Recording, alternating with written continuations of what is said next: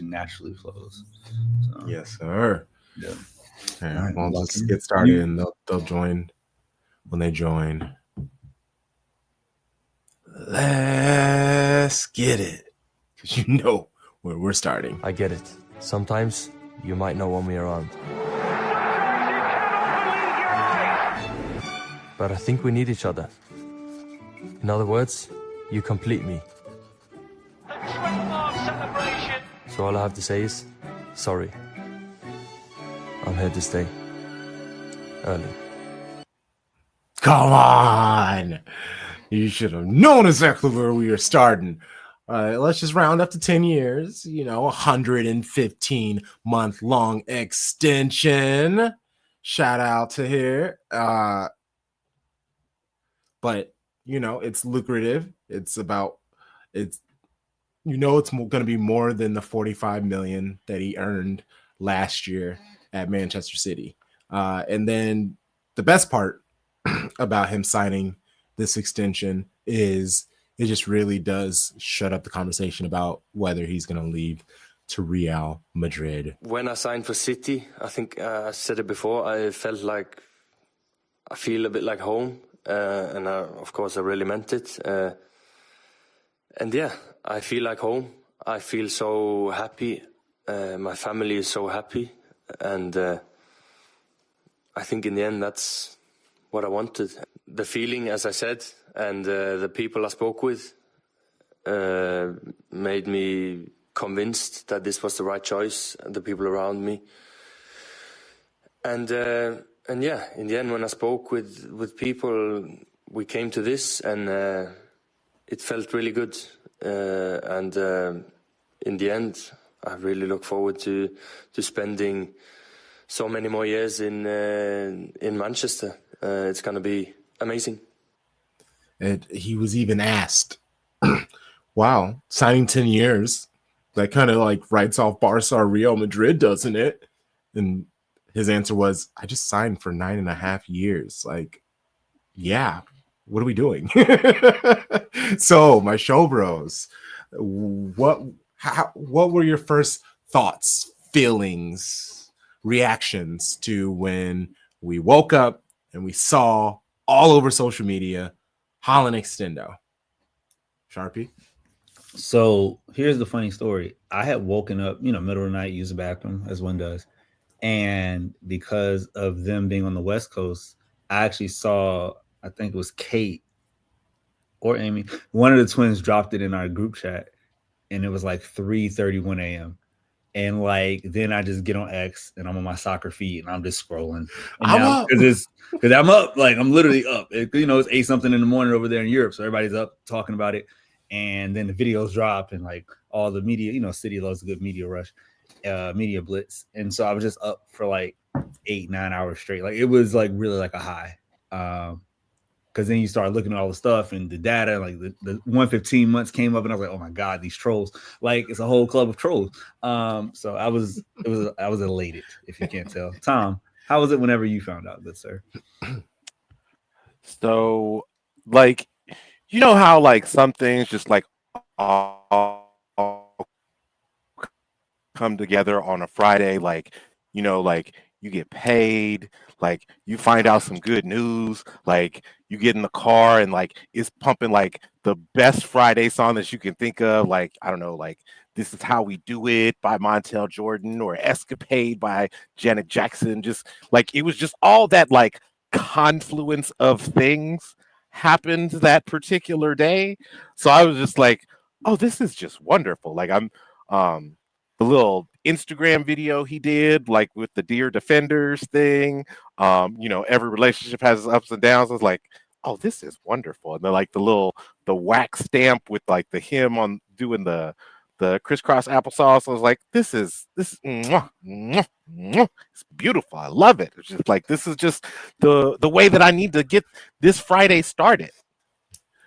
You saying Montel Jordan and Janet Jackson, I was looking at the ages of our viewerships and listeners, and you spoke to them. We need to figure out a way to get a little younger. That's what I'm saying. Like I was looking at the ages, and I was like, how millennial, do we open Yeah, how do we All open right, up okay. the brand? What are we gonna do? How are we gonna do that?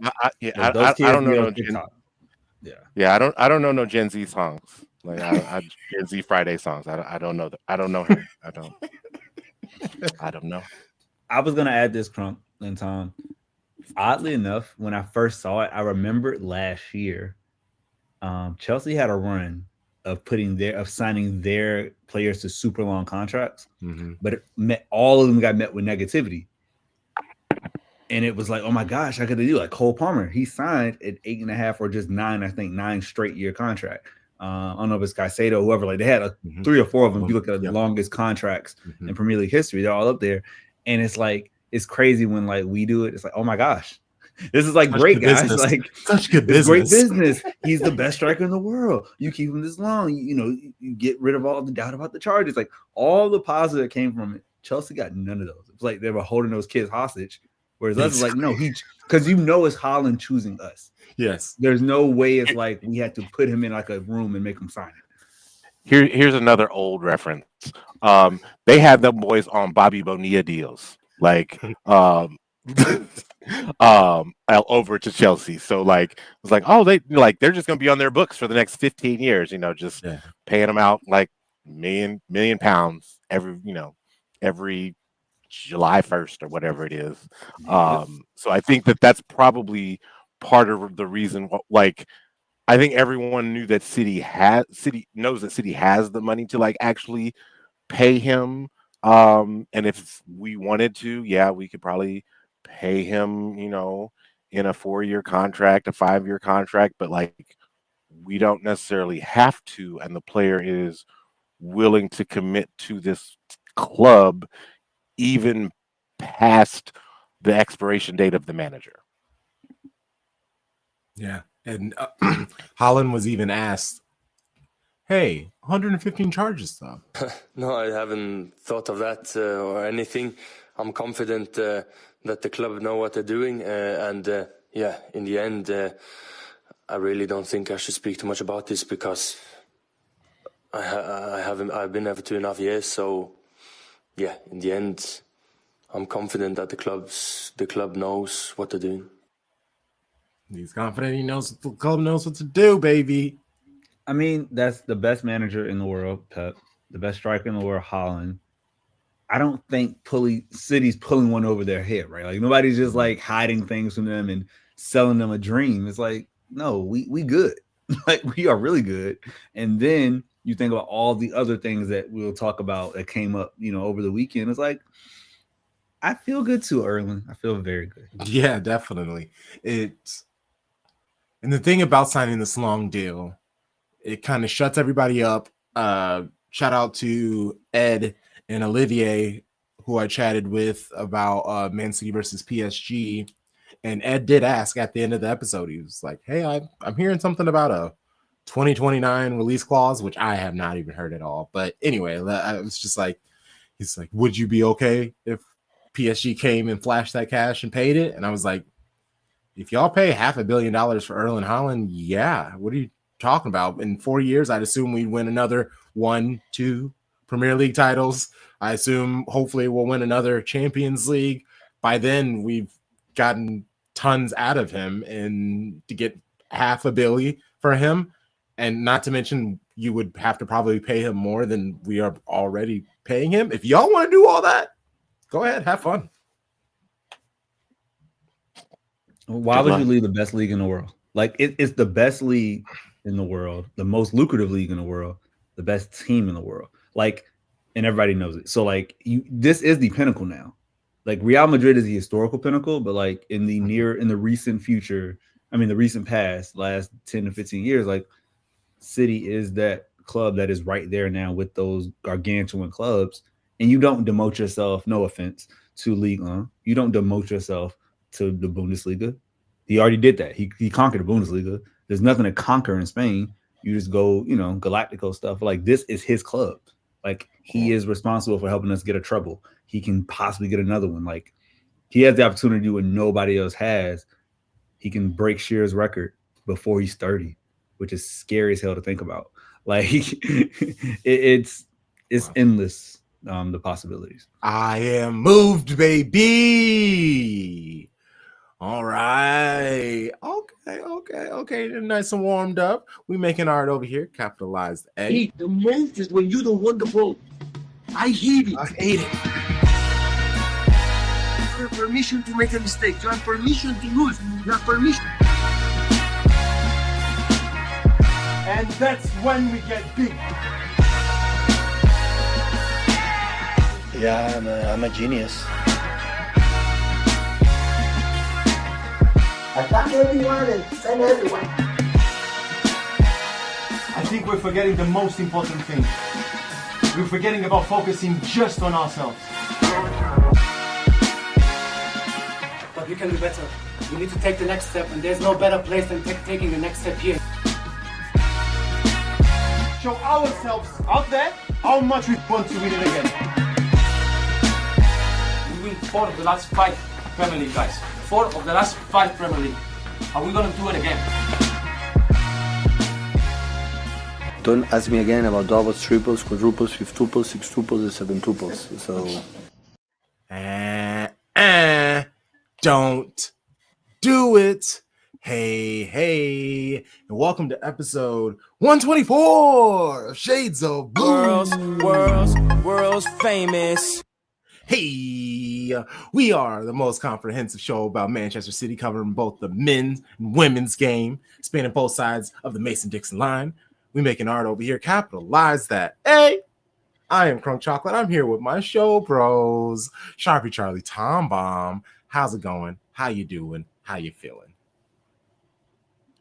Bruh, it's cold. I woke up this morning, and I will even do the conversion for my non-American friends. It was -8 degrees Fahrenheit this morning when I woke up, and if you do not use the Fahrenheit system, that means you use the Celsius system. It was -22 degrees when I woke up this morning. Like, I still have 4 layers of clothes on that I just I like at this point it's like, why take them off? Because like it's cold. Like it's very, very cold.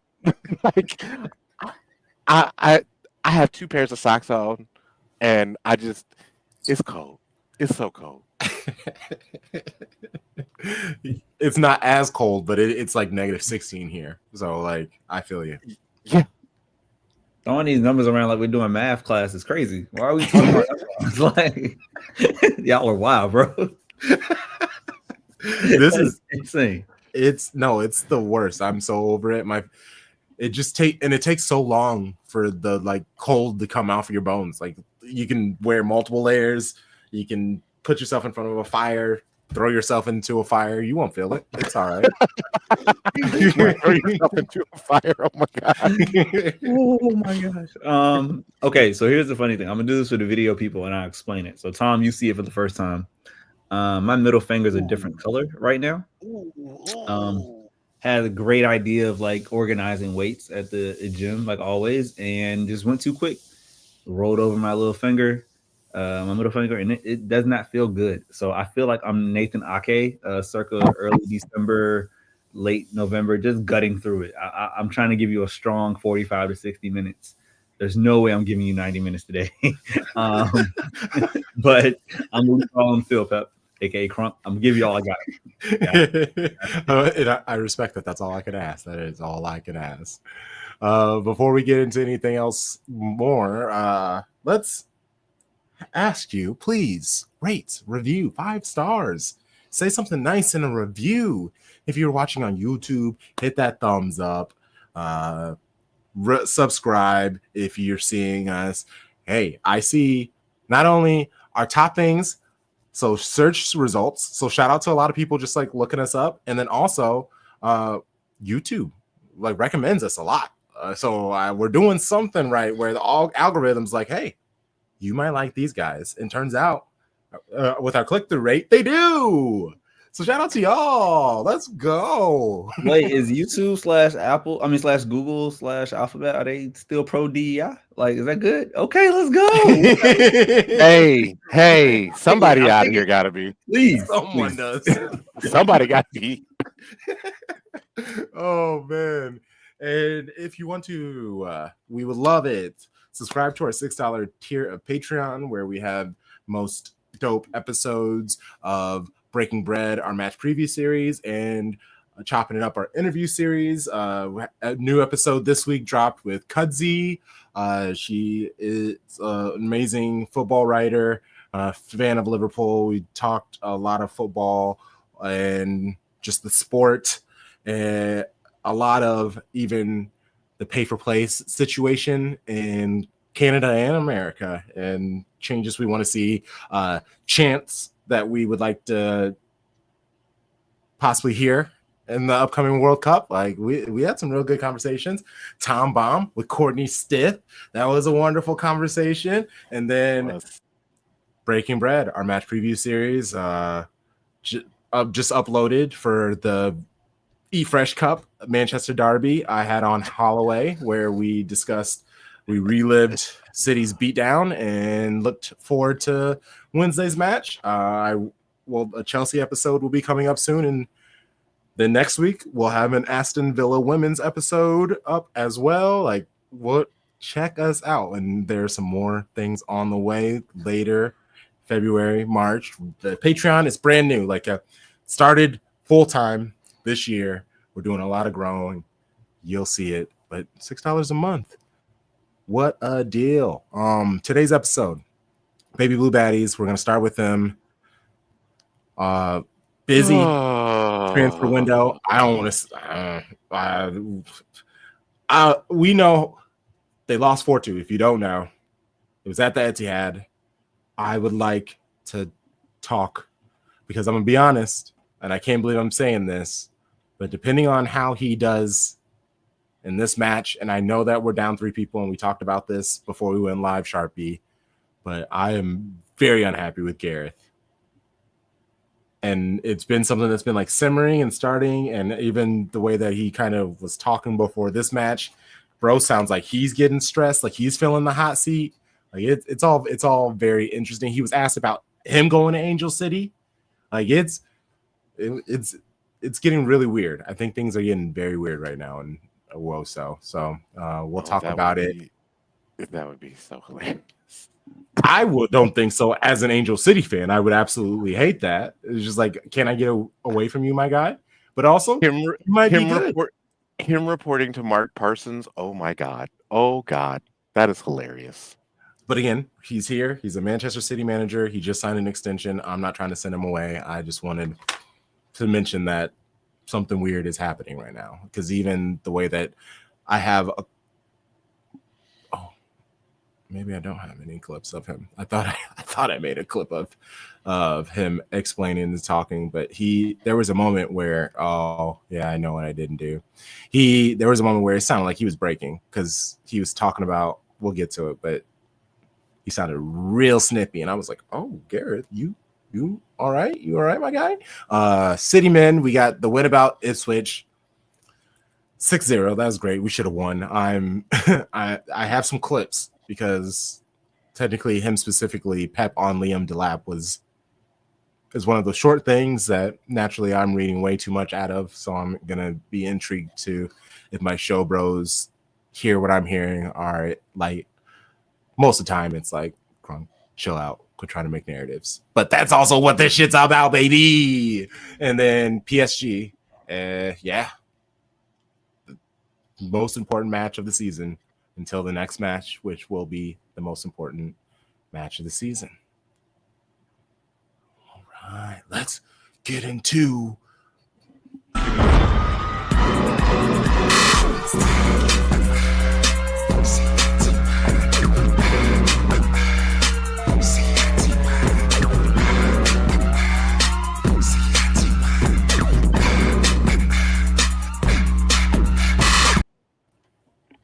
Tom Bomb. What did those Baby Blue Baddies not do? They didn't do anything to anybody in this match.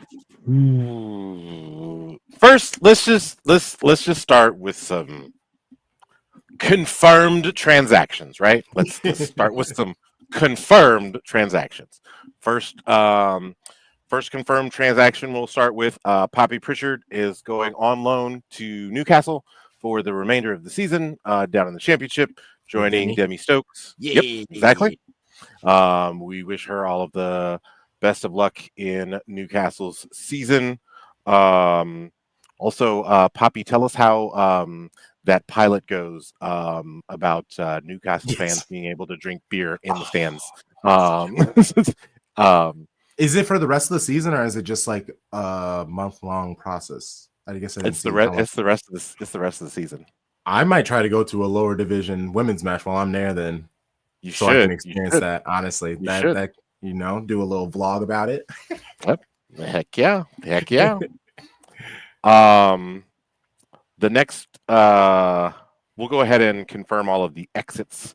After that, Sandy McKeever has left Man City, and she will be joining Esme Morgan in Washington D.C. with the Washington Spirit. I'm not sure how much she's necessarily going to play. Aubrey Kingsbury is probably one of the top keepers in NWSL, and she will probably, now that Alyssa Nares announced her international retirement, she'll probably be in the running for top keeper for the USWNT. So I'm not sure how much playing time Sandy might get, but I hope we wish her well. Also exiting and going to NWSL, Alana Kennedy is leaving Manchester City, and she is going to Angel City, who still does not have a coach. Sky of Shea Butter FC is always constantly asking if a player likes beaches. Well, there you go. Alana Kennedy likes beaches. So there you go. You got a defender. I'm a little worried though, because we have stated how she hasn't done great in kind of 1v1 situations with attackers who are athletic and like to run at you. And the NWSL, I don't know if she knows, is a pretty like. So I mean, she's been in the league before, so she should know. But that's like, if that's what the player wants to do, that's what the player wants to do. And that's Angel Cities too. They picked her up, so like obviously they are seeing something. And I know Sarah Gordon will do a lot of the work for her. Like, she's fantastic type of vibes. Like, she can make up a lot of difference. Sharpie, what were your thoughts? When I saw that it was official to Angel City, my first thought was, do they have something in motion to where they want to move to a full back three? Because you put her in the middle of two, pacier center backs, and I think now it's kind of like Harry Maguire, where like he actually has a lot of value in a back three, but in a back two, it's like no, you don't want that problem. Yeah, but back three is like, okay, now you're adding protection, you're able to cut off crosses, you're great on set pieces, right, offense and defense. So like there's value there, but like you said, they don't have a manager, so this feels like. No, but it's not a bad thing. It feels like but it's the sporting director saying like, hey, we need this piece. It's like, even if she isn't the starter, you now have that option, because maybe she goes to the same road, and like you said, maybe she wants to leave Manchester and get back to a better climate. It will make sense to me. So hey, go for it. Enjoy LA. It's amazing. It's a beautiful place on the way back up. Can't beat it. And then confirmed signings. City did sign Manchester City midfielder Emu Ayama of the Japanese under-20 team. That particular team did place second in the U20 Women's World Cup, losing out to North Korea, who's has strangely done very well in a lot of these underage tournaments, which is that's a whole nother story for another day. I have to apologize to my other show bro, Mark, for the 12. And if you are interested about WSL, you should definitely be listening to the 12. He posed the question to me is like, do you think that City will be very active in the transfer window? And I said, no, as a general rule, there's like the club as a whole isn't very active in the January transfer window. I think last year was probably the most active that they've been in quite some time, unless you count the window where they brought over Sam Ewis and Rose Lavelle. But I don't anticipate them being that active. Clearly I was wrong.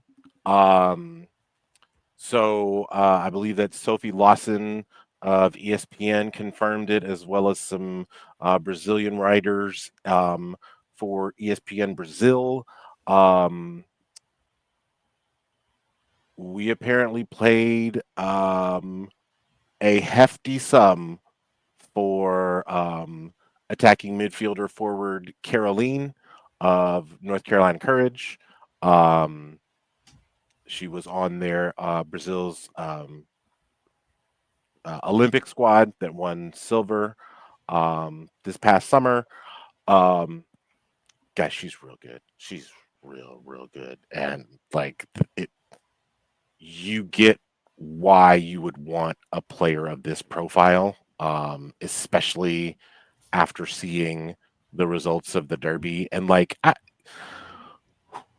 I'm gonna do my best to hold it together and not like completely crash out, because I promised Treb, Mark, and Deepti that like my true crash out would be when we record.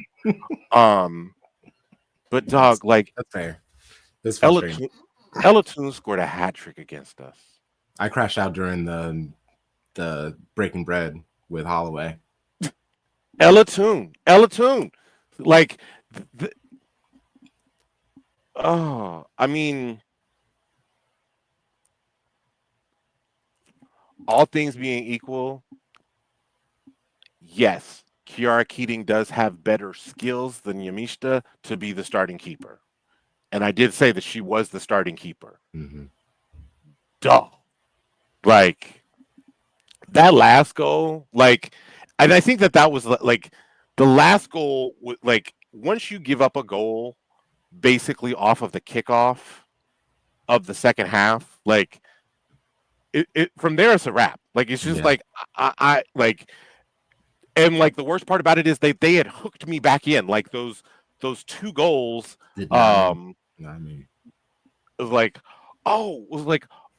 okay, well, we scored 2 goals in 10 minutes, and like we're back in the match. It's 3-2. We still maybe can change some things. No, couldn't change nothing. Also, Gareth, I understand that you played a match in 3 days after this against the same team. But bro, you didn't make a sub until the 77th minute. Like, and we're like down where they were already losing. Yeah, and the team was flat. Team was very flat, and it was fun. And like Wahhabi wasn't playing great. She was making a bunch of weird decisions. I understand the setup has to change because there's no him, there's no Bunny, but I was trying to think, and even like looking at the lineup and how they were sat. Like Hasegawa, she was struggling at moments to kind of keep up, and she was getting bullied off the ball. United were really physical, like Fujino and versus Gabby George. Like that was not great. It was which I don't understand. Like I get wanting to have inverted wingers, and like that's fine and everything, but like both of Mary Fowler's assists, like granted one of them was on a set piece, like, but they both came from a right where she could use her right foot. Like let her do that. Like don't put her on the left so like you think that she's going to shoot. Like we know that she's not going to shoot, and if she does shoot, it's probably not going to be on goal. So like let's use some common sense. Let's put the player in a situation where they're stronger. I get that Abu Fujino's ceiling is high, but like I kind of and it might be an age thing, but I'm putting her in the same category as Kiara Keating. Yeah, that's fair. It's not looking like it's looking very frustrating, and it doesn't look like she's ready for everything that the season is throwing at her. And based off of what was available on the bench, Yeah, like not I much. get that you had to start her. I understand that, and like, bruh, like, And so Gareth, he said that, AMU, she might play this against Manchester, and I think we're gonna need it. I'm pretty sure he said Miedema is in the air. Like, he would like to see her play more, but also it's basically they just check in with her and go, "Are you able to play?" And what is like crazy? the fact that she played like 75 minutes. That's yeah, like that's when you knew that shit went left. Like, yeah, and they should have subbed early. And okay, it's upsets me so much. I guess how are, because now the Fresh Cup 3 days later.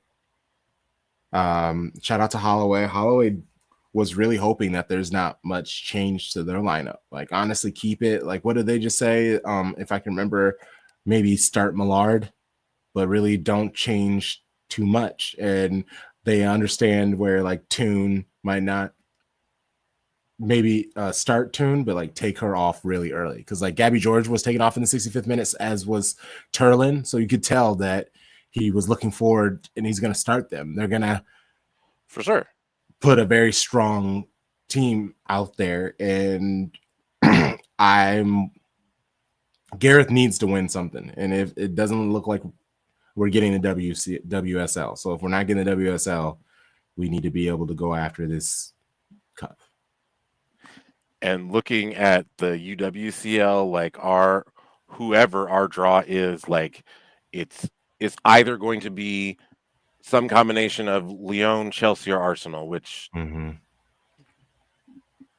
Arsenal might be the best one, and like I guess Bunny might be available for against Villa come the weekend. That's still up in the air. She's probably not going to be ready for tomorrow.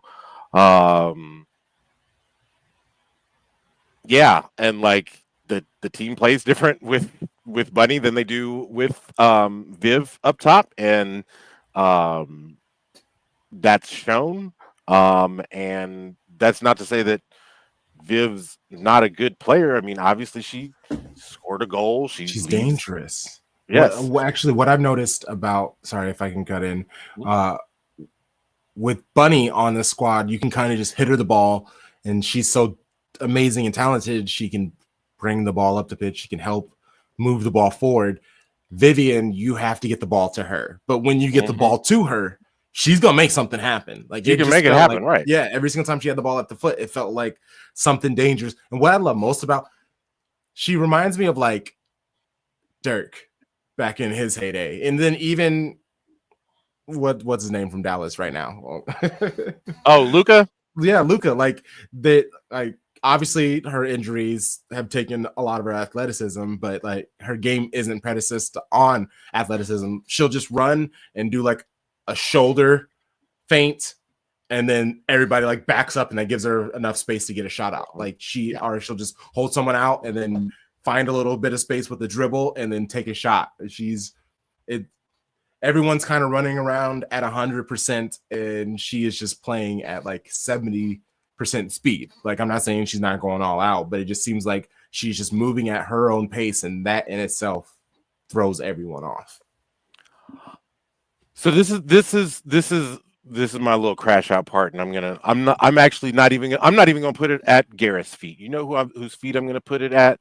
I'm gonna put this at Carolyn and Therese's feet, because Oh, We already saw that basically we lost a WSL title because we didn't have Bunny. And you go into the season and you still is like, even though you have Viv, you know that you're bringing in a player that has injury issues to back up Bunny. And it's not that Bunny is necessarily injury prone, but the way that she plays makes her prone to injury, if that makes any sense. yep. So you knew this going forward, and yet there was no other dynamism was really brought into the club, or the dynamism that you did bring into the club in Alba Fagino has not worked out the way that you did. So that's either an issue of scouting or like as far as like not knowing what the player's strengths are. So I'm going to leave this particular loss at those two ladies' feet, because we simply were not dynamic enough to win a derby. And we let Ella Tool score 3 goals on us. Okay. I'm done. That's fine. I'm I past appreciate it. it. I appreciate it. Thank you for feeling comfortable and willing to be vulnerable in front of us, so thank you for that. Okay, well, let's just quickly thoughts. What do you think Wednesday's game score? I just want us to win. If it's 1-0, 2-1. Listen. I'm going max chaos. Let's go 2-2 at the end of full time, and then we go roll right into pins. Let's do it. Just maximum chaos. I'll tell you this though. I don't think that's good. Kiara Keating better not start this match. No, she's starting. If you Gareth was like, I take the bad play is on me. I want us to play this style of football, and for better or worse, it's me. And he was just like, she has to be better, but in order for us to play the style of football, I kind of need her. So I'm going all in, and I am worried that if this is back-to-back bad matches, and that's how you break a keeper. That's how you break a young keeper. Like, she's not even 23 yet. Like, that's how you. And we know enough about keepers that keepers don't really find their stride until they're 25 or later. So like, if you break her at this age, like, you're probably not going to keep her around long enough to get her on the other side of like her getting over this to be a better player. Yeah. Sharpie? So this feels like the what's the phrase where you like giving the other opinion? The devil's advocate. Yeah, this devil advocate coming in only because I literally haven't watched a lot of the women this year. I follow everything, but I just haven't seen it. But I know, as we all do, 3 huge losses in your starting 11, right? And when I was telling Crunk earlier, I'm like, if you equate this to the men's team, that would be like saying at the same time you lose Ruben Diaz, you lose Erling Haaland, you lose Phil Foden. Now, in that regard, right, would we expect Pep to change what he does? Or will we expect or hope that the players he puts in run the system we run, right? And again, there is always a talk for pragmatism, which is, I think, what we need. What Tom is like, hey, be pragmatic. You don't have those players. The keeper may not be the one to what we need, which is just stop shots, kick long, we figure it out. But I think there's something to say, because this happens throughout different clubs at different times, where it's like, even when there are injuries, if you start to automatically shift stuff, we saw with the men's side, right? Like when they were crap, we didn't stop playing how we play. We weren't doing the little things right, but the system was the same. And then like over time you build through it. But I feel like because it is a cup competition coming up, this is not WSL, you have to win, you have to survive in advance. So I say all that to say on devil advocate side, like I could see both arguments clearly. And all I hope is that it's very hard to get beat like that 2 matches in a row, right? Like the second, like that match, this match tomorrow will be in the E-Fresh Cup will be more competitive. It can't be less competitive. Now, does that mean a win is coming? Not sure, but I know it won't be more than like a goal difference either way. Like this will be very hotly contested going into enemy territory for City, and people that's professional pride on the line. Like that's what this really comes down to. You got smacked in the mouth, you got knocked down a bunch of times. Elatoon scored a hat trick. What are you about to do about it? And it's time for people to stand up. The last thing I want to ask Tom before we move Crunk hop into is this kind of like on Gareth that he hasn't went to Chloe Kelly more? Because I feel like maybe she could have, or do you think like her presence wouldn't have made any type of difference offensively? So what we were told on the broadcast was that she had picked up an ankle injury and she was not available for squad selection. That stated. And that she's stated.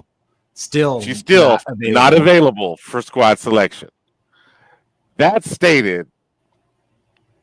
She about to be out on the transfer. But they're saying United. She led the league. United. She led the league in chances created, and it wasn't even last season, and it wasn't close. Like the closest person next to her was like 20 chances behind her.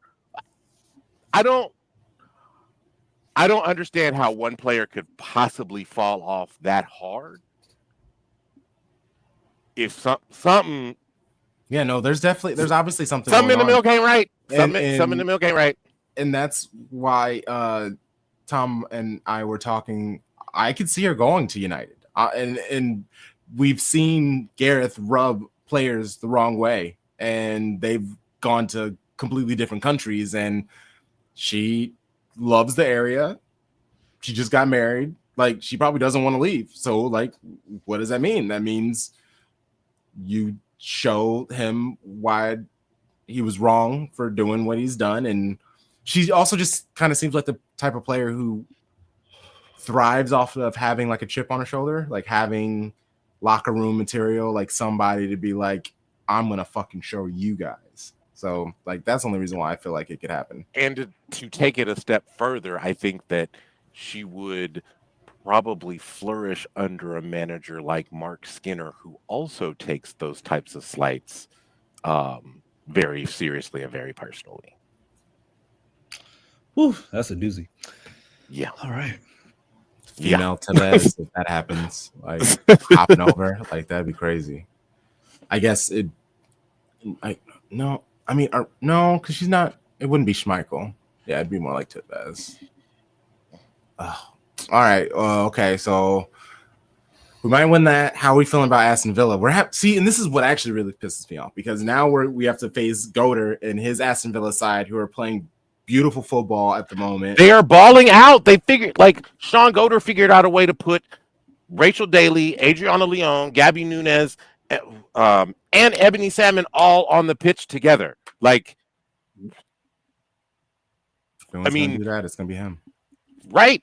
I mean, and like Kenza Dali has left the league. She's going to San Diego Wave, which that's a whole nother can of worms. Right. Actually, the running joke is like, oh, well, what is San Diego Wave going to do with this $1.1 million transfer fee that they're about to get from Naomi Gurma? And somebody said, pay their legal bills. And I just... oh, no. Like, they ain't wrong, though. They ain't wrong. But how are we feeling about Aston Villa? I'm scared. I'm scared. I got that as a draw. I got that as a 2-2 draw. And that's only because Bunny can come in and save us in the last 15 minutes. And I'm so worried. It's just like, because if she's absolutely not available tomorrow, but is available on Saturday, like what I get 3 days makes a lot, but going from absolutely not one day to now she's available, that I feel like you should wait a little bit more. But then I think like I said, the way that he's talking, because usually Gareth, he's very British when he talks, and it's very like, ha ha ha, and I understand why you think that, blah blah. But there was some, because like when he's talking about the style, he was like, I'm not trying to say that I'm like smarter, and then he like caught himself. He paused and was like, I just believe we should be playing this football. And I was like, oh. And also, again, he was asked about Angel City. He was like, I just signed here. Blah, blah, blah, blah, blah. And overall, that was the most entertaining from the journalist perspective that I've seen Man City presser in a while. Like, those journalists were pressing him on everything. And I was just like, because they even asked about the Manchester United. They specifically were like, so what's going on with her ankle? And he was like, yeah, she's not available. And they're like, so I hear you saying it's an ankle injury, but could it be because she's being tied to United? And then Gareth gave not a great answer. He was like, hey, this is what I always do. She's a City player, and as long as she's a City player, she will be a City player. That's basically what he said. I was like, oh, all right. Oh, she gone. She Yeah. gone. Mm-hmm. She gone. Mm-hmm. All I know is that Carol got to come over to Manchester like ASAP. I need that. I need that announcement made tomorrow. Oh my God, that's the shit that I need to wake up to. How about that? Hey, what's up, brother? Boop. There we go. Families together in perfect timing, because now it is time for a little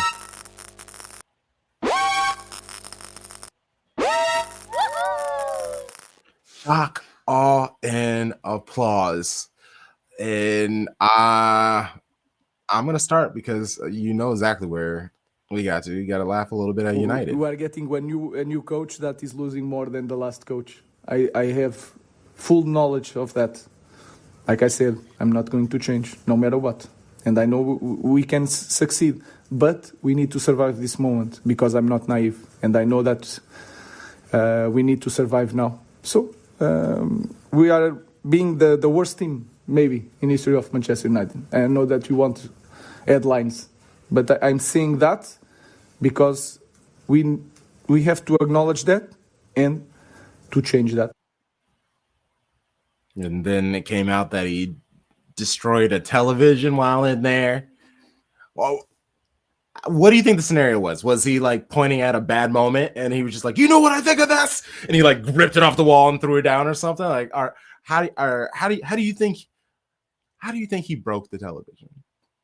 Was he just throwing darts at it? Like everybody walked into the locker room and he's just like throwing darts at the TV. Like I feel like it was something super insane and messy. And for someone who, kind of is at, I know it's a whole different situation about personality, but it's just like for someone who gets at Rashford for his erratic behavior, man does seem mad erratic to me. I think him and his captain got into it. I think him and Bruno Fernandes got into it. They had some words in Portuguese, and he was just sick of that rat-faced looking motherfucker talking shit. And it's like tore the TV down off the wall and threw it at him. That's the story that I want to tell myself. I'm not good at United fan fiction, but I will say I applaud the crash out because I feel like it's necessary. Like in most sports we see like you have to tank before you grow, and United has been treading water for so long. They've never actually like said, hey, we're going to play a style. It may not be fruitful now, but we know we have to like get people out. We got to move shit. Like it's a process. It's what Arsenal did, right? And so except it was never this bad, but like that's how rotten United is. So it's like he almost reminds me of like a older Bernardo Silva. Like you listen to him talk, he really sounds like Bernardo. And I guess because they're both Portuguese, but it's that same blunt honesty. And that's what hasn't been missing under Ten Hag and Ole and everybody else. I think, well, old boy said it before he left, the interim guy. He was like, no, this shit sucks. It's terrible here. The Austrian dude, he actually called it out, but he wasn't there long enough. But like, this is what it takes to crash out. And so it's kind of shocking he broke a TV, but I applaud the crash out because there literally is nowhere to go but up once you fall into 15th. I don't even know that number, but I think it's 15th. I don't understand. I don't know what that is. Gross. 15th. He went in his locker room. He looked around. He looked down the hall. He seen Omar Barada, and he said, "I could have had Haaland for 9.5 years. I could have had Savio and Doku, but I got Anthony. I could have had Haaland. You gave me Hoyland and Xerxes." He was like, wait a minute. I could have been on the other side of town. I just had to wait 6 more months. My life would have been perfect. He was salty. He was really mad at himself because he wasn't patient enough, but he had to take it out on somebody. So TV, Bruno, whoever. TV it next is. best thing. And then he saw what could have been, but didn't wait long enough. Wasn't willing to wait. I love that. Also, OG Showbro, Daniel Tan, he just literally just texted. It was just like, hey, I saw the podcast is plugged on by somebody on Blue Sky, and he just wanted to reach out and say that he's proud that we're still going on, and it's good to hear from us. So love you, Danielle. Dope, man. Love that. Appreciate you. Danielle, wow. That's a beautiful, beautiful name. I haven't heard that name in so long. I know, right? So yeah, just I figured I'd mention that. I was like, wow, you couldn't have timed this any better. We're recording with the Show Bros right now. Yeah, I guess what else is there to talk about? I mean, obviously jump on. I got something. One of my favorite vegetables is the artichoke. I mean the artichoke. But the artichoke dog, like if you're at home and you score 2 goals and you pride yourself on being the stalwart defensive club, why are you letting Aston Villa come back and score 2 goals on you at the Emirates and go home with a point? Like that is high comedy. And I think Charlie, you were the one that said it on the watch along when we were watching the Ipswich match. Like, it's gonna be so great when we chase down Arsenal for second and end up being in second. Like, that's just gonna be so funny. It's gonna be hilarious. Like just to see the fashion house that has a football problem crash out. It'll just be so I love it. Love it. Arsenal Fashion Club. I want to give some real love to the manager by the name of Anthony Iraola, manager of Bournemouth. They tore up Newcastle. It looked like Newcastle had never seen a press before. The way Semenyo and Kluivert and Cooks on the right wing, they were going crazy. Tyler Adams said, he literally said after the match, I was going after Bruno and Joelinton. Like, he looked like he hated Brazil with every fiber of his body. Yeah, he did. And I respect that level of crash out because it was intentional, right? You needed that physicality, that American strength. And shout out to Justin Kluivert, man. He scored more matches in one match, 3, at Newcastle at St. James Park than his father did as a St. James player, as a player at Newcastle in a whole season for 1 year. So it was a perfect match, 3 beautiful finishes, and then a great 4th goal by the left back who just put the cherry on top and dusted Kieran Trippier. That man's got to go. He's old. But shouts to Bournemouth, man. They're pushing it, and I am very, very, very happy for them. I really don't have nothing. I guess I'll give props to Nottingham Forest to still be in 3rd. They've over the last 5 matches, they've got 4 wins and a draw. The best return in those 5 matches over anyone else. So I guess I'll give them credit, but we are coming for them. We're coming for Chelsea. We're coming for Arsenal. Coming for everybody. So yeah, we are, baby. Take the applause and the shock and the awe and all that now, because it won't be coming later. Okay. Well, let's keep it moving to the 6-0 win against Ipswich. Foden with the brace.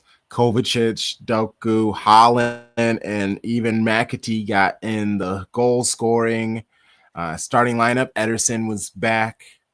It's so good to see him. Ederson, Noon still in our right back position. Akanji, Diaz, Vardiol, Gundo, and Kovacic, they're back. KDB, Doku, Foden, and Haaland up top. Of this, what stuck out of this match? Like, is it as easy to say that we're back after, a big win and then a draw and now another big win? Or is there still, I guess, like we had DS back, like this was over, all in all, we're starting to get the players back, which is what Pep said.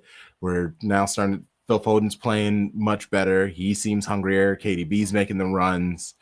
Of this match, was there anything that I guess like stuck out to you? I was so happy not to see Bernardo Silva on the pitch. I don't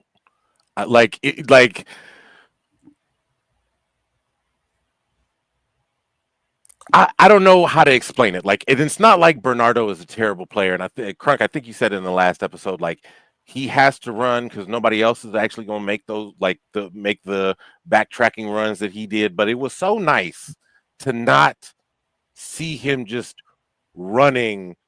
Like, sometimes he gets on the pitch and you really think he's just like a cross country runner because he's just like, I run for fun. I run for fun in the sun. Like,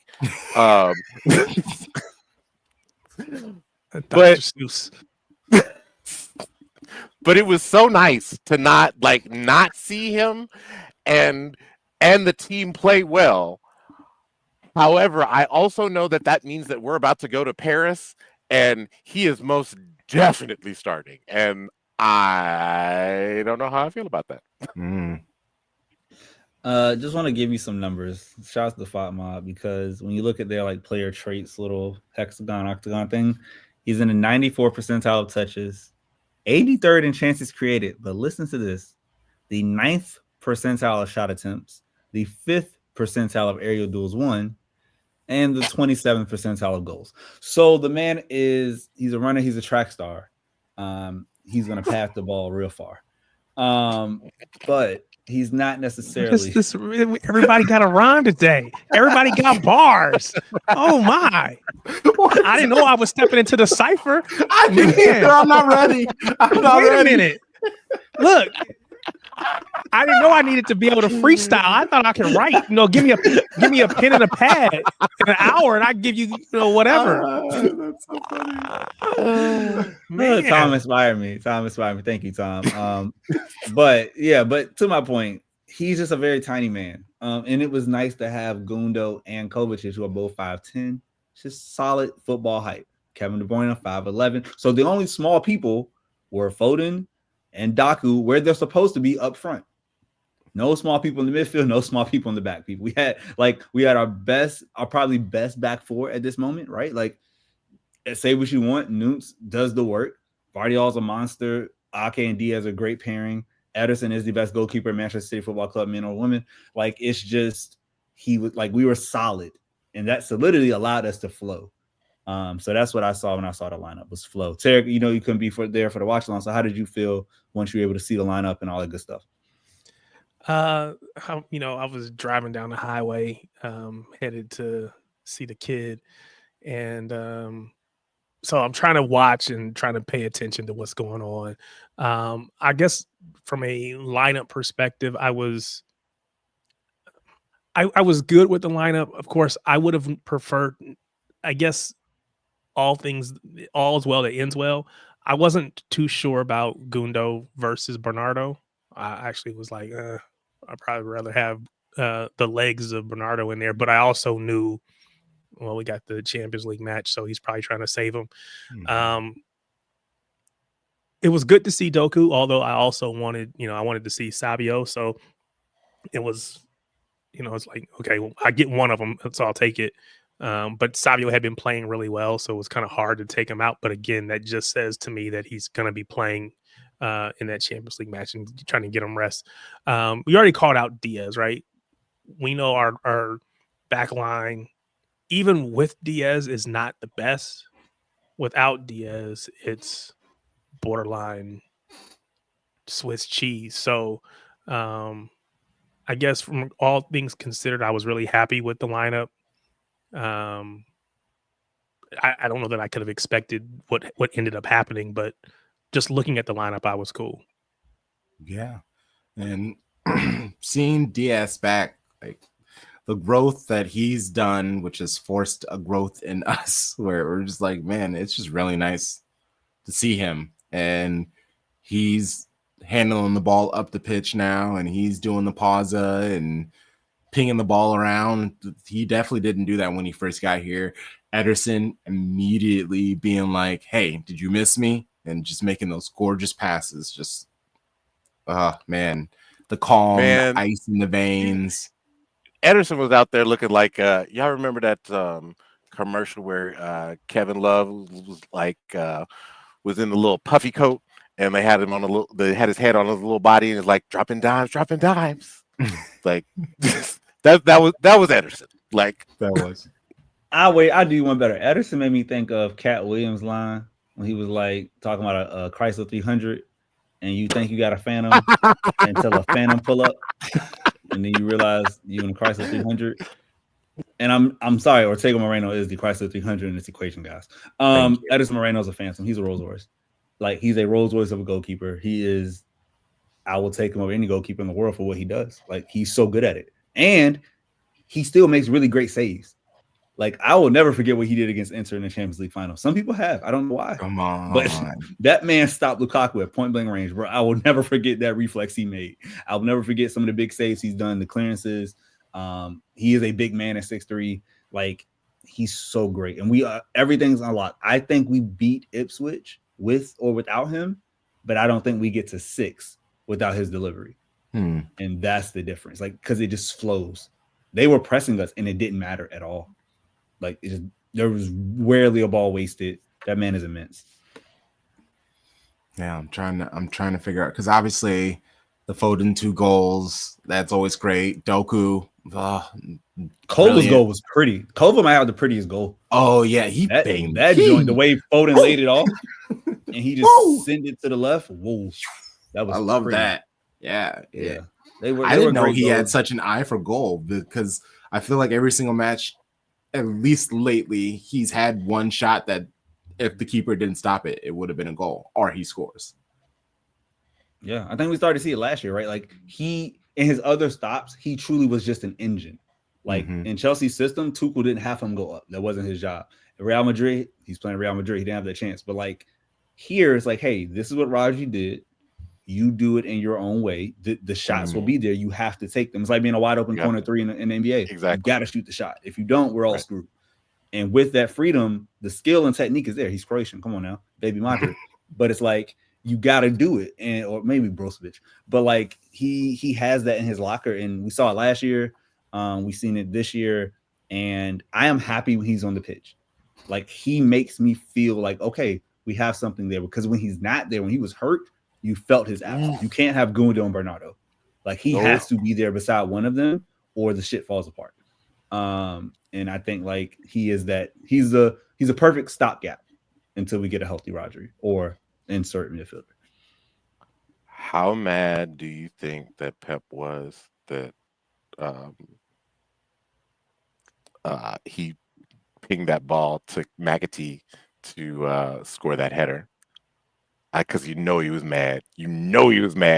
It's like, we keep the ball and we defend with possession. It's like, he was mad. He was big mad that they scored a third goal in the 69 in this, like, damn near 70 minutes. And like, it's not like we didn't possess for the rest of the match, like those closing 20 minutes, but it's like, why do you put the game in danger like that? It definitely was like why are you aiming at Mac? And then that header was just immaculate. It just poop, just like eye for goal. And that's what we have known. Like,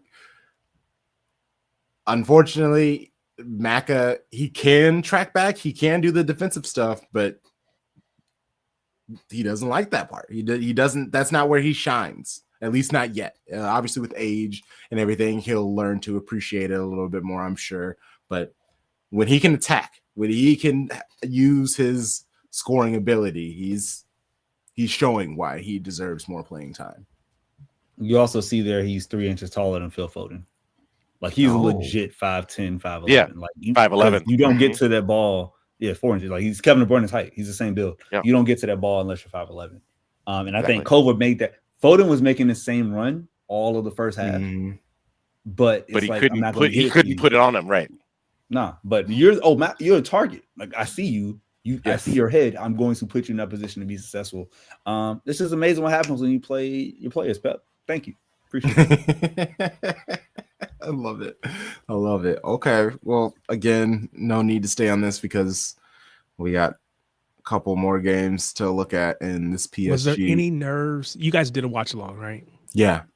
Were there any nerves at the beginning of the match? Because like the first 20 minutes, I'm watching in my car because my wife's driving, and so I'm watching on my phone, and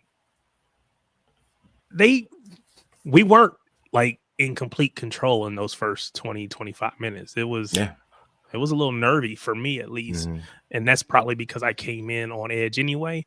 But eventually we open it up, and then we just kind of blow the doors off. But it didn't always feel like a 6-0 game. Not to me, at least. No, you're right. They ran away with it. I think because we were getting like, they had some chances, but like our chances still looked better than their chances like before Phil finally like got on the score sheet. So I wasn't, as long as like my thought was like, as long as we score first, like they're not going to be able to score 2 goals to win this match.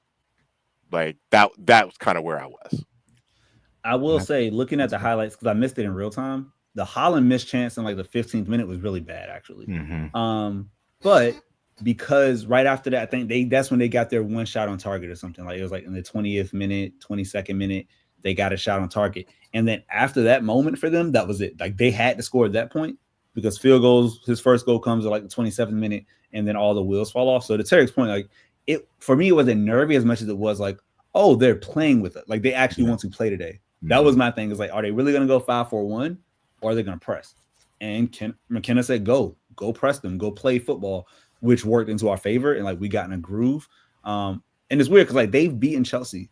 They've beaten, I think it was Aston Villa. Like they've beaten really good clubs this year. So like to dominate them like that says something about us. We can always say, oh, it's Ipswich, whatever. But it's like, nah, this is not Southampton. Like this is a really competitive side. Cool. So it's like there's something to be said for, hey, we came in and stomped them with the biggest winner Premier League season. Let's go on the road. I forgot. Pep on Delap. This is something where I heard it and I was like, I was going to ask about Delap, but go ahead. Tell us what Pep said. Well. So many players came up for this academy. They are started perfectly in the Premier League. When he was here, we thought he's a typical striker, for the Premier League, and he's doing really well. And we are happy for him. Typical striker in the Premier League. That's not necessarily praise. He called it's man actually replacement level. That's exactly what he called. He said that he's a replacement level striker for the league. It's a bit of shade for sure. It just says you're big and strong, maybe even fast. But I don't think he was thinking, because I mean, Delap can play with the ball. He can control the ball. He makes nice. He's a dribbler, especially for such a big dude. I like him, but it didn't seem like Pep was too impressed by what he had seen from Delap. So no, not at all. I even thought that there was a point in that match where, again, he makes a couple nice runs. He's putting his body, on the line. He's put himself about. You guys know, going all the way back to the beginning, I've always been concerned when ex-players show up. So thankfully we kept him off the score sheet. But it wasn't for a lack of trying by him, for sure. This is yet another example of Chrysler 300 in Phantom. Erling Haaland being the Phantom. Liam Delap being a Chrysler 300. A very nice car, very serviceable car. Looks good, but it's not a Rolls Royce. And I think if you ask him this question without Haaland around, the attributes jump out at you more. But when you see it in Haaland, you're just like, it could be a little bit better. And so I know like people think about like, should we buy him back? Do we buy him to flip him? Do we buy him to like, does he want to be a number 2 and just play for City? Like whoever you get, you just know like that's your role. That's your job. Your job is to be a backup. And I honestly think like we should look at somebody like in the 29 to 32 age profile that has done the number 1 thing, can be number 2 because Delap's still hungry. But yeah, he's good. He's really good. He's good on his best day. But when you play in a team like that, it's really easy to get, phased out. Facts. Yeah, especially you don't even have the ball. What are you gonna do? Yeah. And then Pep post-match was asked about Phil Foden. Phil is around the box, have the goal in his blood, in his bones, in his mind. So I'm going to score. It's not easy to find. That's why I will try to put it in central positions because have a specific quality. But after that, when I arrive there, sometimes for the last pass, always can be more, not like Jeremy, but a little bit. Anything is for the age. I said many times he will improve. But of course, there's no desire personally like me that could not be a one-man club and finish his career here and play many, many years because Wolfsburg here is incredible City fan and at that age what we won and the amount of games, the amount of goals, the amount of assists. Yeah. Like Saka feels like someone who could always stay at Arsenal.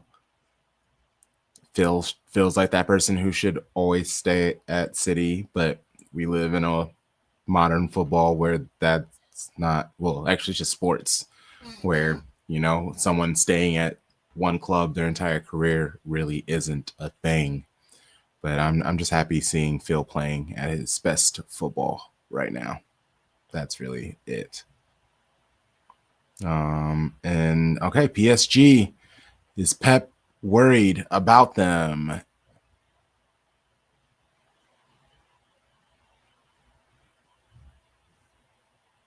It's not. Well, basically, he said that, hey, we got 2 games left, and we can win one. Like, obviously, winning both, we're through. Things are fine, but we might be able to make it through with just one. So we have PSG, we have Brugge coming up. I'm not too worried. I'm not too stressed. We just need to focus on us and doing our thing. And he is right.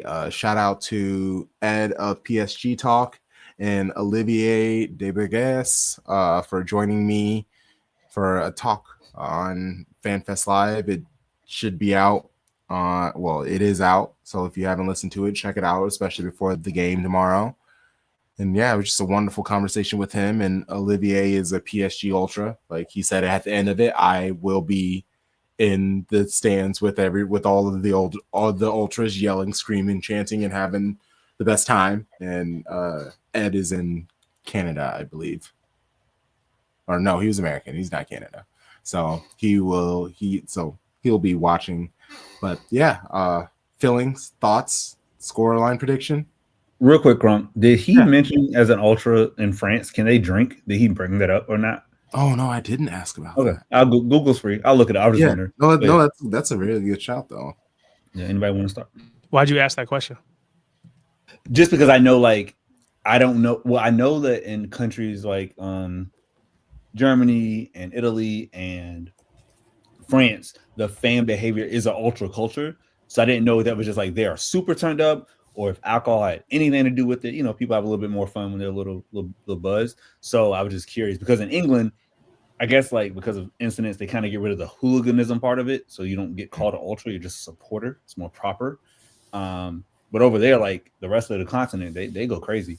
So actually it is they don't. You can get alcohol in a VIP lounge, but because of the Evan Act, it limits sales of alcohol at large events, and that makes sense because the French, they turn up, they are willing to riot, for anything. So like, but they just naturally on 10. I love it. I respect that. Yeah. We need to import some French folks to help us out, show us how it's done. Right. Yeah. So does everybody think we're gonna win, or is anybody here apprehensive? Draw, loss? I don't know what to make of any team in I literally do not know what to make of any team in France. Like, be that a club team, be that the national team, be that for men, be that for women. I don't know. Like, I feel like any result is possible. I don't necessarily love going to the Parc des Princes to play this match. I feel like, especially like if you look at like the amount of stupid that happened in Champions League play just today alone, like there's a high probability of that continuing. Like, this could be one of those bonkers, like, oh, it's a 3-3 draw, and like the like and there could be 3 goals of the 6 be own goals. I don't know. Like, I just think something real stupid is about to happen in this match.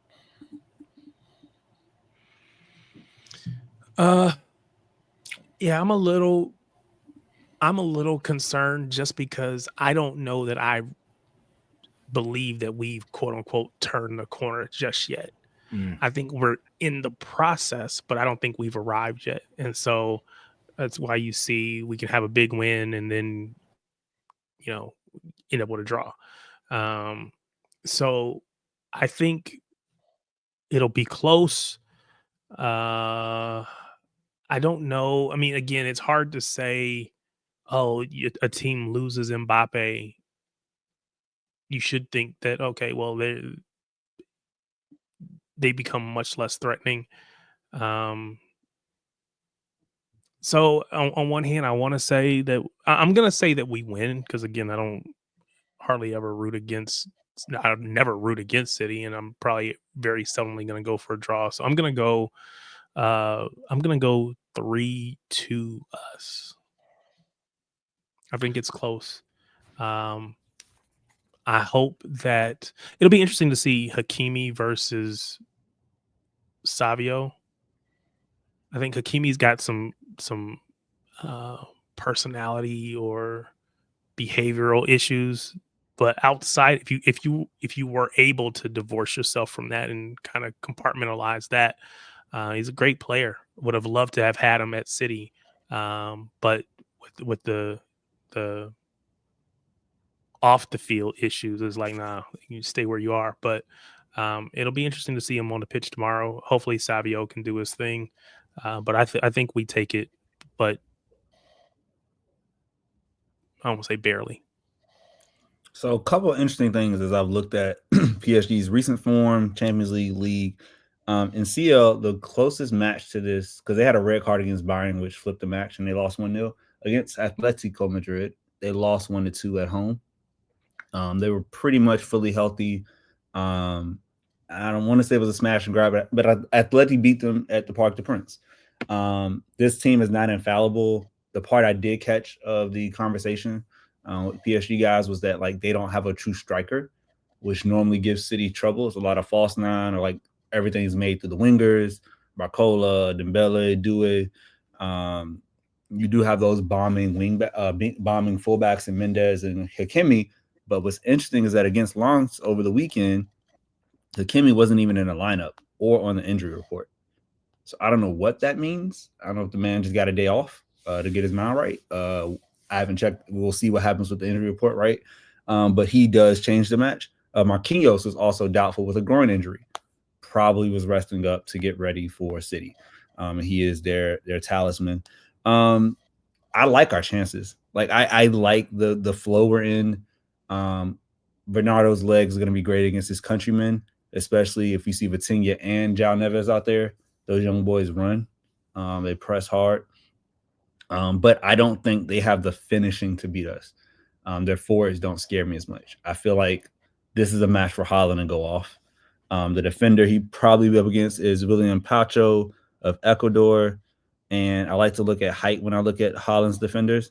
And I don't think he is bigger. He's 6'2". Yeah, that's nice. That's good, right? Like, you like 6'2". It ain't 6'4", bro. Like you 23. Like Haaland struggles against grown men, the Rudigers, the Virgil van Dijks. Like those are the guys that give him issues. You get a man, a 23-year-old, I think he's gonna eat. So I got us winning 3-1, and I think we set ourselves up to beat Brugge and get our way safely into the playoff, which is spots 9 through 24.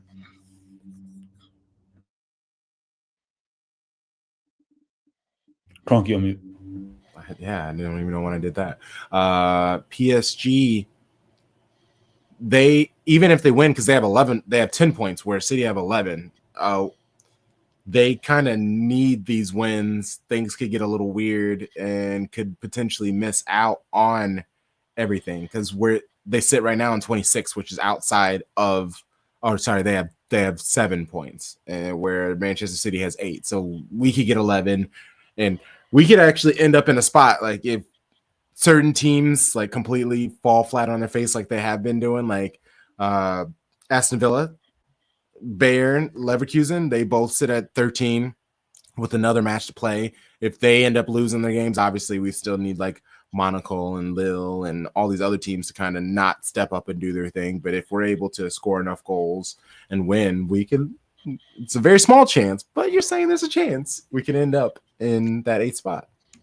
Just for the numbers, nobody can jump us tomorrow except Dinamo Zagreb, because they are level with us on points at 20 in their 25th, right? We just have them on goal differential. But like if we draw tomorrow, we control our fate to get in against Club Brugge. Like a draw is not a horrible result. So I don't want people to like watch the match. Oh my God, we have to win. No, we want to win, of course. But if you get a draw, you keep PSG in the same place, and we'll have them on goal difference because their goal difference is 0.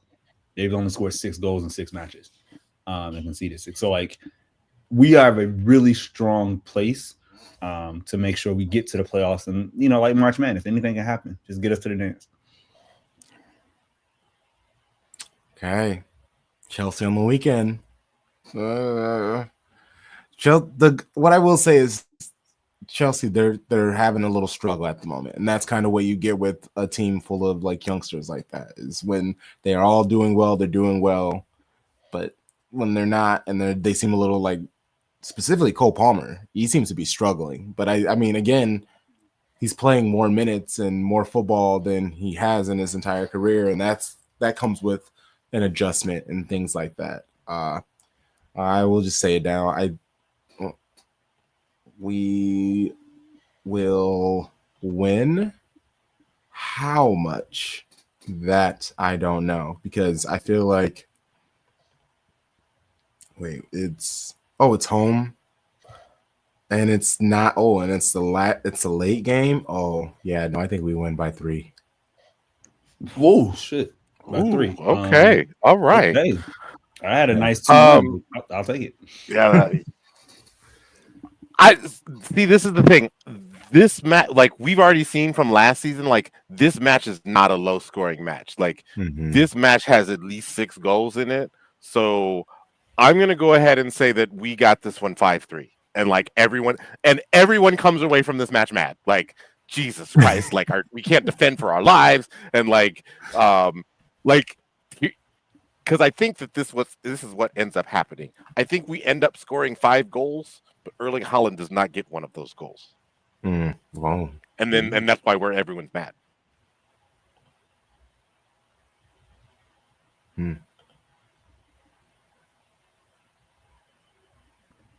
Do we know, like, what does anybody have thoughts as to what has changed for them? Because they were flying at one point, and then they've kind of just defender injuries.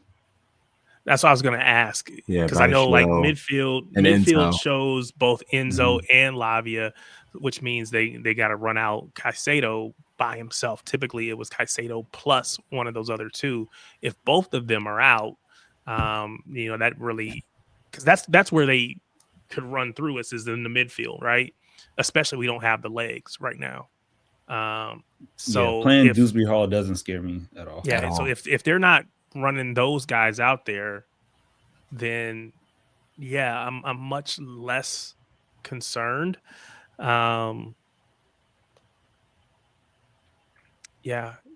it's funny because like I saw that they were linked with Garnacho, right? Yeah. And it's like, why? What are you doing?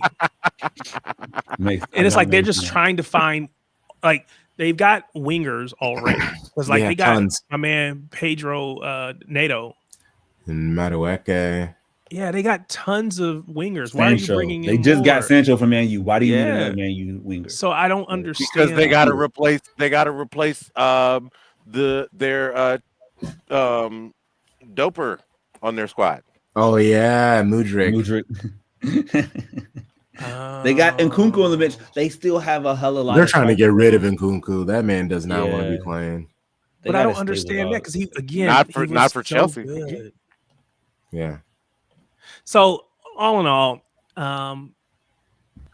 they have potential, but they're in such a bad run of form right now that, on one hand, if I'm them, I'm like, okay, we're gonna play against a team whose defense is not solid, so we can hopefully outscore them. That's what I would be thinking if I were them. Now, hopefully, with Diaz back and others, we can be quite a bit more solid than what we've been in the past, and that doesn't become an issue. But I'm gonna go 3-1. 3-1 City. We agree. Ooh. I would, as long as we win, and I would like to win handedly. I would just like, this is when we go on our run of victories. Let's run it up. Let's make some people miserable. I don't think it can be as Tom. So your point about 5-3, I don't think this will be a track meet only because this will be our third match in a week, and I feel like coming off Parc des Princes, like he'll do some rotation, but if you start versus PSG, you're probably going to start versus Chelsea, and that's just going to open up problems because this next 6 in the Premier League is crazy. It's all the top 7. That's not us. So that's why I think 3-1. But young kids like to run, and they might let us open up in transition. Kevin finds the right balls. Like it could get crazy, but I think our first match this year we beat them 2-0. So I hope it's lower scoring. I don't need that heartbreak, Tom. I don't need that on a Saturday afternoon. I just want to have a calm Saturday football, kick about. I don't need stress. I don't need a track meet. This is basketball. Like, I don't want to be 4-4 draw again. I don't want that. That was not fun last year. It wasn't. You're right. It really was not. Neither one of them so were. bad. No, not like both of them sucked. Yeah, and I was very mad at mid 30 soccer fandom, and like I'm 31 is so different. Like I was like, oh, give me goals. Goals are fun, and a certain amount of them, not too many. I'm talking like 3 to 4 is perfect. Once you get to 5, 6, 7 goals, it's too much. It's too much. Way too much. I'm overstimulated right now. Jackson running at our defense is kind of scary to me. Actually, Mudueke, he actually appears to be figuring things out. Like when he first came to the league, he still needs to sharpen his stuff up. He's trying to murder you in ball, where he was doing that before, but he didn't have the quality. Now all the training, you can kind of see that the class is starting to show a little bit more. Once he can figure out how to not do the haymaker every single time he touches the ball, I think that can make him really dangerous. If he just figures out how to just calm himself down a little bit. But that's also expected from him because he looked, and again, it's Wolves, and Wolves, they've been playing well, but he was looking dangerous against Wolves. But again, it's Wolves. Yeah, I think Jackson is not a clinical finisher, but he's got pace, and that's what we lack from our center defenders. So, maybe the combination of Diaz and Akanji can keep him at bay. But when he's running at you, it's you're hoping he's just not. It's kind of like Sterling in the early days. You're just like, okay, you just hope he's gonna do one of those. Oh, that's a Jackson. Okay, he did a Jackson. Okay, he trips over the ball or something. Yeah, something stupid because that okay, I can't keep up. I can't stop him. So hopefully he's just play. He's going to does stop something himself. stupid. Yeah, exactly. He's self. We play basketball and like I don't got to guard that dude. He's self check. That's doing with him. So it is. I think we win it, but again. Okay. It is somewhat nerve-wracking. As long as we win. Hey, and according to a Italian journalist that I very much respect, Man City are potentially going to spend the next 9-10 days talking with Cambiasso, seeing what they can potentially get going. They made it seem like it needed to be like a summer thing. And did y'all see the picture he posted? Yeah, the João Cancelo jersey. Beside his jersey, like that's his idol. Like when City comes to you now, you don't. It's hard to say no. It's hard. It's hard. That's what ask Vitor. That's what Vitor said. Yeah. I had to listen, bro. I mean, so like, would y'all take Reece James? I know he can't stay healthy. Yeah, he's quality. Yeah, he's quality. Yeah. Because like he was the best right back complete package that England had. Yeah. He had the defending of Kyle, but he could go forward like similar to Trent. He was the complete package. I know he's been hurt and whatever. And they got Malo Gusto, who's nice. Gusto is nice. I would take him if they was trying to get. But if I'm Chelsea, I would rather get rid of James. I feel like Gusto's got more upside. Ceiling, There's promise. Because we're not emotional anymore. Yeah, with James, you just don't know if he's going to stay healthy. So it's like he's kind of like our Stones and Ake. I love you, but I don't know if I can't count on you. Play you once a week. Can't play you every 2 weeks. Yeah, it's too much on your legs. All right. Well, show bros, let's let people know where they can find you. I feel like we've done a great thing hammering out these matches, and let's just hope for the best, honestly. Yeah. So Sharpie Charlie, let people know where they can find you. Purple fingers. Let them know where they can find you. I'm over here. Two different size middle fingers. At Sharpie Charlie on Blue Sky, and yes, now it's my guilty pleasure. I dabble in the X again because life is fun over there. It's jokes, and I block all the people that annoy me. So find me anywhere. You can find me on Blue Sky at Tarek Peterson on Blue Sky. I still have my X account, and I go over there and look, but I won't post over there no more. And I think after this week, I might even just go ahead and completely blow it up. So we'll see. But if you want to reach out to me, you gotta do it on Blue Sky.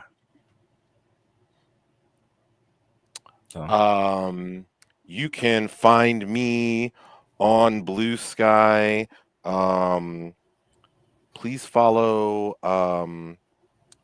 the 12. That is TheTwelveEWSL on Blue Sky. We are a WSL podcast. Please follow us. We are also part of the family making art over here, and we try and capitalize that. So yeah, follow me over there. Yes. All right. And follow the podcast on any social media platform that we are on. Check it out at Shades of Blue NW. Shades of Blue NW. And until we see you then, hey, let's stream tomorrow. We got watch longs. We got plenty of things. So you know the vibes. Shady gang. Shady gang. Shady gang.